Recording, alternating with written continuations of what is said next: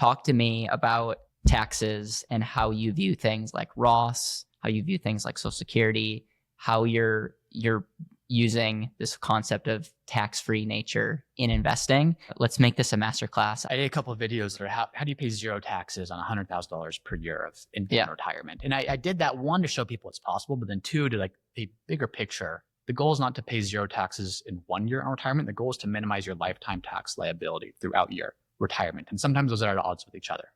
Of what I would hate to see is someone pays zero taxes, and then spikes up. What I'd rather see is most people, specifically in their retirement years, have what's called a tax planning window. You're earning a great income while you're working. Before you retire, you're probably your peak earning years.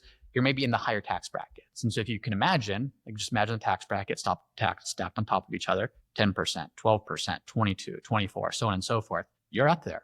And then all of a sudden you retire and your tax bracket drops significantly because of a number of things we can talk about in a second. And then later on in retirement, you pop right back up because you have 2 Social Security benefits. If you are married, you have required distributions from your 401ks and IRAs, which even if you don't want to take the money out, you're going to be required to take money out of your IRAs.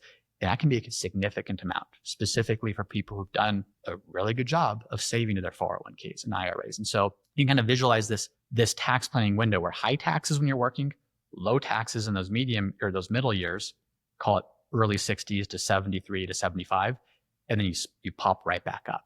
And so what can we do in that valley? What can we do in those middle years? Because when you start to look at the tax plan landscape in retirement, a lot of people are like, I can't do much tax planning. Like they think tax planning is for business owners and people with a lot of real estate. That is the case in your working years. But when you're retired, if you have an IRA, a Roth IRA, a brokerage account, Social Security, every single one of those things is taxed differently. Social Security, a lot of states don't tax it at all. At a maximum, 85% of it is going to be included in your income that's taxed at the federal level. And so Trump might change that. And that might change. And that was changed. For the first 50 years of Social Security, it was not taxed.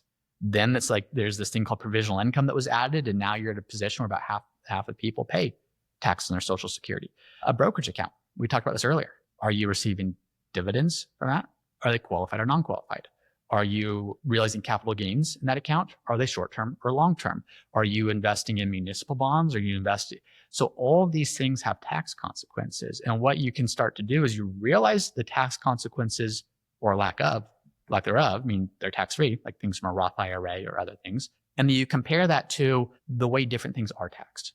So for example, I think, correct this if it's wrong in the editing, but I think $96,700 is the example I used earlier, where until your taxable income exceeds that threshold, if you're married, filing jointly for 2025, you're not paying any federal taxes on long-term capital gains or qualified dividends. I'll give an example. Let's assume if you retire today and your mortgage is paid off and you live in a reasonable cost of living area, $8,000 per month is probably a pretty good life for you and a spouse. Okay, no mortgage, no consumer debt, $8,000 per month. That's pretty solid. Round it to $100,000 per year.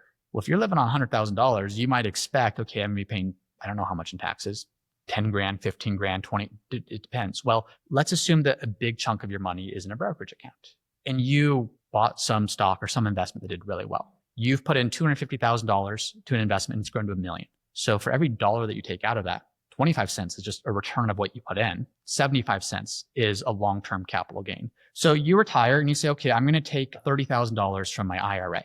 Well, that's income that is taxable, but the standard deduction for 2025 is $30,000. So that kind of cancels that out. So you have $30,000, but so far you're at $0 in taxable income. Then with the remainder, you, let's say, sell $70,000 from your brokerage account. Okay, well, of that $70,000, not all of it's taxable, because remember, 25% is what you put in. 75% is growth. I know we're getting into the numbers here a little bit more. 25 times 7, I'm trying to do the math at the top of my head. Should be able to do it. It's like 17,500 somewhere. I'm just going to call it 18,000. That number's wrong, but just about 18,000 of that 70 is your money. Caleb put that in, is return tax free. Let's call it 52 is long-term capital gains. So between the 70 from your brokerage account and the 30 from your IRA, you have $100,000, a little over $8,000 per month you can live on. Your tax bill is zero. The standard deduction offset what you took from your IRA. So that kind of canceled out. The remaining tax, the $52,000 of growth, and again, it's not exactly 52, but more or less, that's under the threshold. Until your taxable income exceeds $96,700, you're in a 0% federal tax bracket for long-term capital gains. And explain the 52,000 again. 50 of the 70,000 you took from your brokerage account. Yeah. Why is that? Why is the under 96,000 tax-free if because it's not tax-free if it's ordinary income? So the active zero income. Yeah. Right. Because this is, okay. So it's not ordinary income. Ordinary income tax brackets are the 10%, 12%, Yes. 22%, 24%, so on and so forth. There's a separate tax bracket for long-term capital gains and qualified dividends. Those tax brackets at the federal level are 0%, 15%, and 20%. Married, filing, and jointly, until your taxable income exceeds $96,700, 0% is your tax bracket. That's right. So your brokerage account kind of becomes like a Roth equivalent in this regard, where you take that. I'm actually going to encourage you, if this is you I'm talking to, Caleb, to say, take that because it's tax-free. Yeah. Sell more because you can sell up to this limit before you pay any taxes. I don't know what state you live in, so we have to consider that as well. Like realize gains up until that limit because it's completely tax-free. Any amount you don't need, reinvest it into what it was just sitting in because now you've stepped up your basis. Is it one of those things where if you go over, let's say you do 120, is the whole thing taxable or just the difference? It's just marginal. Difference. Okay. So like that's an important thing to know. Most people are very familiar with tax loss harvesting. Right. Sell some stuff, write it off.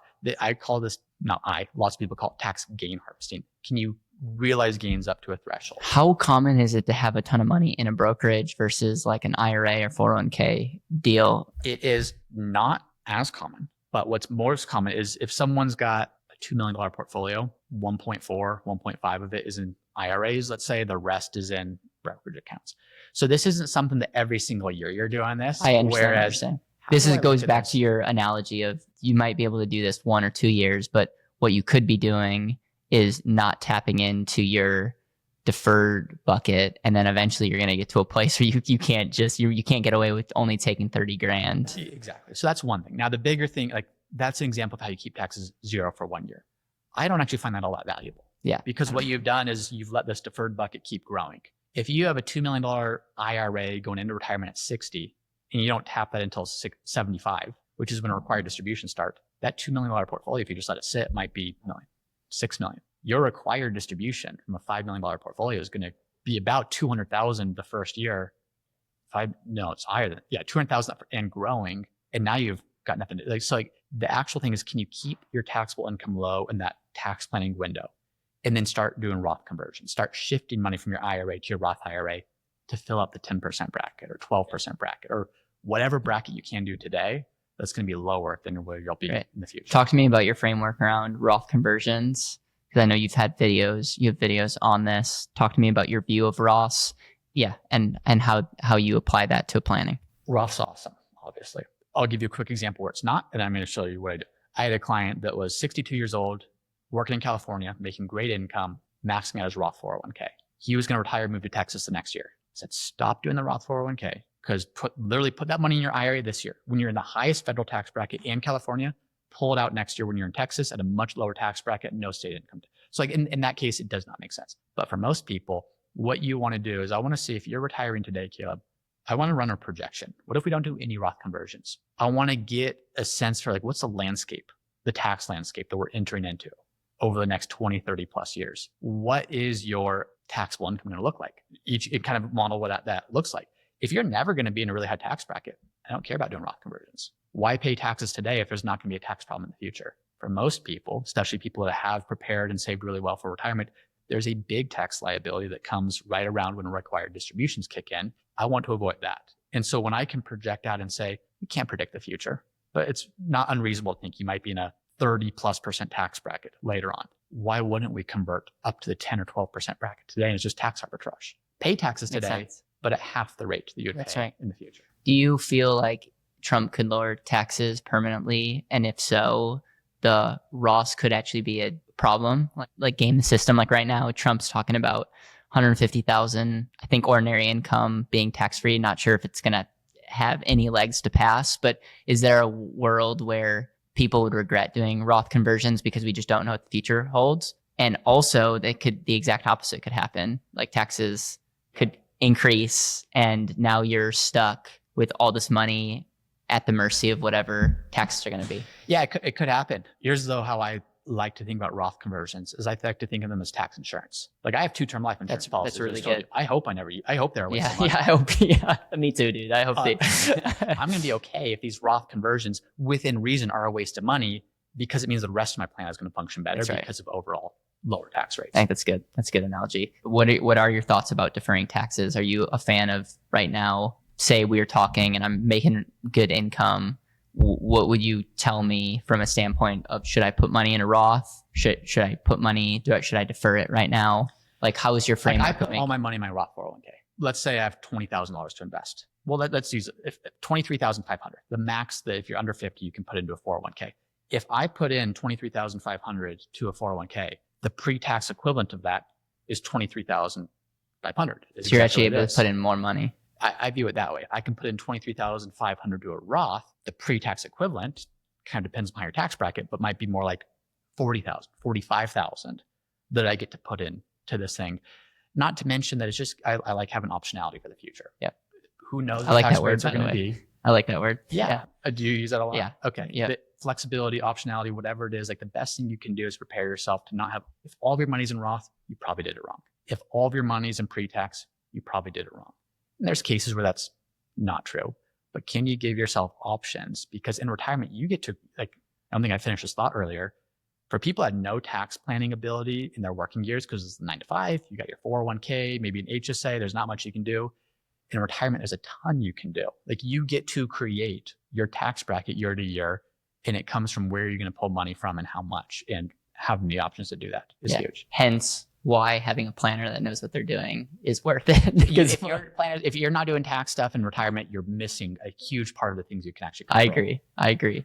Oh man, there's so many questions I want to ask. My question to you is, above the Roth 401k, are you now opting in to doing brokerage, like just putting your money in brokerage accounts? Or are you trying to defer your money? Like, do you have any of your personal money going to deferral plans that's postponing tax? Yeah, like the Roth 401k. Yeah, but outside of Roth, like, are you investing any of your money in wrappers that getting you a deduction? Here's how, like, if you're a business owner, here's how I think of it. Like, if you're going to put $23,500 into a 401k, all that's doing is it's reducing, like, you're not paying taxes on $23,500 of income. Now, you own a business. If you put that $23,500 back into the business, that's an expense. That also means you're not paying. It's like, I view the business as the greatest potential return on investment. And whether I put $100 into a traditional 401k or $100 into the business, the tax impact to me personally is the exact same.